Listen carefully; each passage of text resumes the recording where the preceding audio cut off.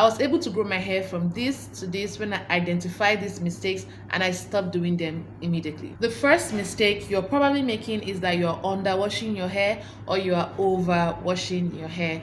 On my part, I was underwashing my hair. So this point is a bit tricky. So when I'm talking about washing of hair, I'm referring to shampooing and cleansing your scalp, not necessarily taking down the whole hair and going through your entire wash day process, detangling over and over again, and then putting your hair back in a protective style. I'm talking about shampooing your hair even in your protective style. I used to shampoo my hair just once in a month or sometimes even 2 weeks, but I realized that when I started washing my hair in my protective style every single week, my scalp felt so much better. And of course, if your scalp is always itchy, you're always having one scalp issue or the other, you don't expect your hair to grow to its fullest capacity. So once I identified that problem and I adjusted accordingly, my hair started growing a lot better. So yeah, I'm not saying you should take down your protective style, detangle your hair, and go through your entire wash day process every single week. It may work for you, it may not work for you. If I try it, my hair would be ruined. But what I do is that I always shampoo my hair every single week. It helps me to cleanse my scalp, makes it feel so much fresher, help me to remove buildup and everything, and give it a fresh slate for new products to go in and actually get the work done. The second mistake you're most likely making is that you have not yet hacked hydration and moisture. At this point, if you're a natural hair girl and you don't know that your hair needs to be moisturized, you need a little bit of flogging. So us girls with kinky hair, our hair, because of the nature of our hair is super coily. The natural sebum, which is the natural oil that comes from our scalp, that would run from our scalp down to our hair, keeping our hair moisturized naturally. It doesn't flow down because of the nature of our hair. It's all coily, so it usually sits on the scalp, which I believe, I have not researched yet, but which I believe is one of the things that are responsible for us having a lot of dandruff and a lot of scalp issue here and there. I'm sure you've heard someone with really straight hair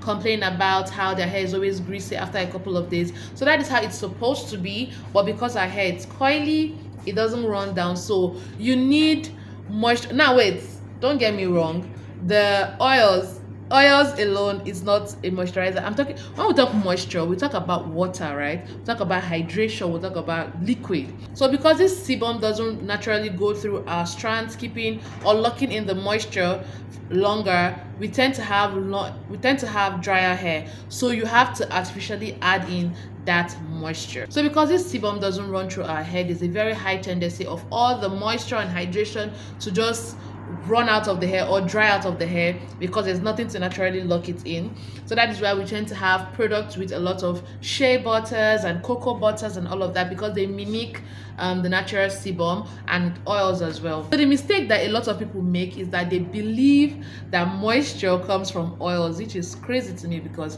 when we talk about moisture, we talk about water. Oil and water, it doesn't just, the math is not mathing. You have to understand that your moisture routine has to start from water or a water-based product. That is the foundation. That you just have to start there. After then, you can go in with a product that would lock in all of that moisture. So there's a formula which I'm sure you've heard of, LOC or LCO. In either of these formulas, water is always the foundation. We always start with water, or liquid in the case of the L, right? Always start with liquid.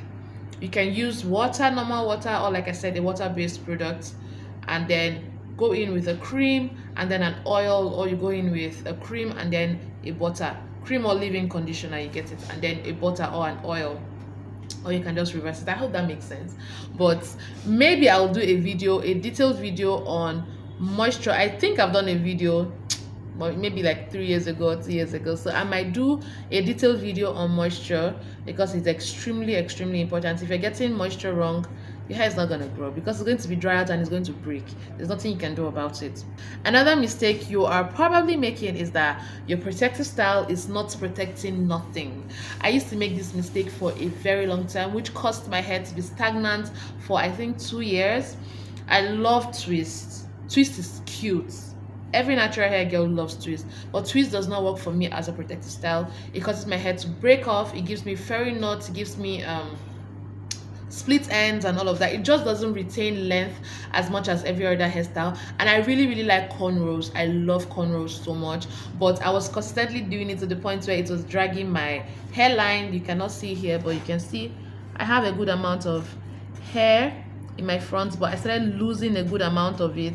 It was a lot longer. If I can find a video, it was a whole lot longer than this, but I lost a lot of my front hair due to cornrows or Ghana weaving, stuff like that. They caused a lot of problems to my edges, so I had to stop that.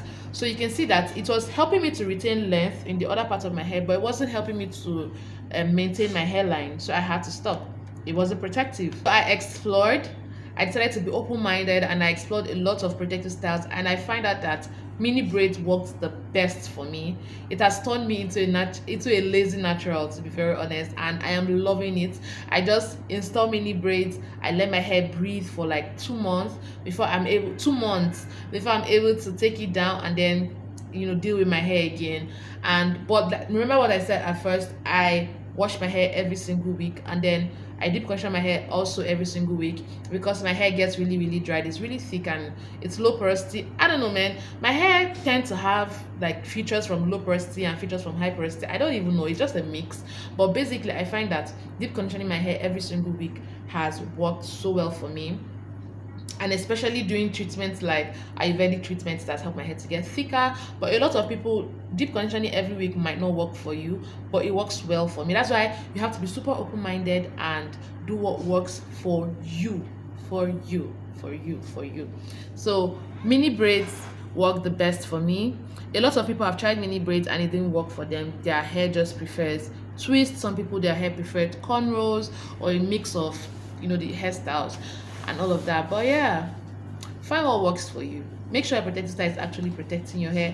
If you've been consistently doing a particular protective style because everybody is doing it, for maybe you've done it for like 6 months and you're not retaining length, I think it's time to let go. Yeah, it's time to let go and try other ones. Even these mini braids I'm talking about, like I said, I've seen a lot of people that tried it and it just didn't work well for them. So it's all about you, babes. Try it and examine your hair, see how it works for you, and yeah, you'll be fine. And the next one is that you are not trimming your ends, guys. I did a mini braids hair growth challenge for 6 months, sometime in 2024. Yeah, 2024, 2025. I did it and my hair grew so well. My hair has grown so much. I mean, those of you that have been around, you know what I'm talking about. And I've been on mini braids for just 6 months. Oh, the hair, the thickness though.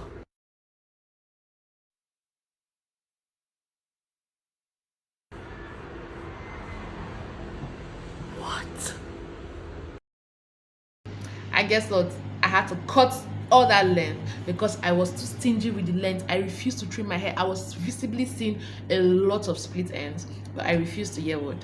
I left it and they just ended up snapping off, and my hair was really thick at first, but eventually I lost all that thickness, I lost the length, and I had to trim a lot more. I mean, I've been able to get back the length, thank God, but now I trim my hair regularly. Now I know a lot of people tend to fix schedules for trims. I personally don't do that.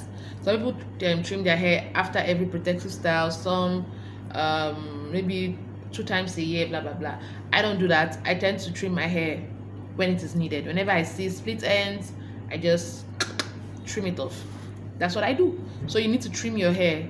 I know it's scary. It's very scary, especially when you're trying to grow out your hair. But just know that if you don't trim it now, you're going to trim a lot more later. And then the last point is that you're not using the right products for your hair porosity. Now, again, remember I said that my hair behaves like high porosity sometimes and behaves like low porosity sometimes.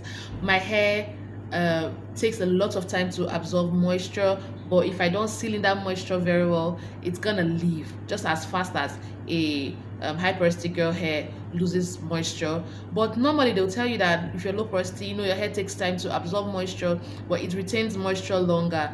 My hair is just picking picking features from anywhere, anyhow. But you need to know the basics. I know that I am actually low porosity, so whatever product I'm trying to get, whatever method, anything I'm doing, I always start from the knowledge of my hair being low porosity, if that makes sense.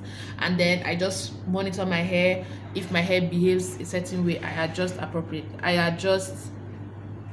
as is needed. While it is extremely important for you to always use products that are right for your hair porosity, it is also extremely important for you to observe your hair and see how your hair responds. Now I'll give this example. My hair, like I said, my hair tends to absorb moisture a little harder, but it releases moisture very fast. So for low porosity girlies, they will always tell you to use lightweight products, which are great. Your hair would actually absorb it a lot faster because they are lightweight. But for me, it takes literally a couple of hours for all of that moisture to disappear. So I tend to use so I find that what works for me is using really heavy products, thick products, but using my heat cap to ensure that my hair absorbs that product, and then using a butter, especially shea butter. My hair loves shea butter. Using shea butter to just seal in all that goodness in. A lot of low porosity girls, their hair do not deal with shea butter at all. So just find what works for you, try them out, observe your hair. Like I will say this over and over again, always observe your hair and stick with whatever works for you. So yeah, I hope this video was super helpful. I'm at my mom's store. Let me show you. I don't know, that information just seemed like I should let you guys know. But yeah, thank you so much for watching this video, and see you in my next one.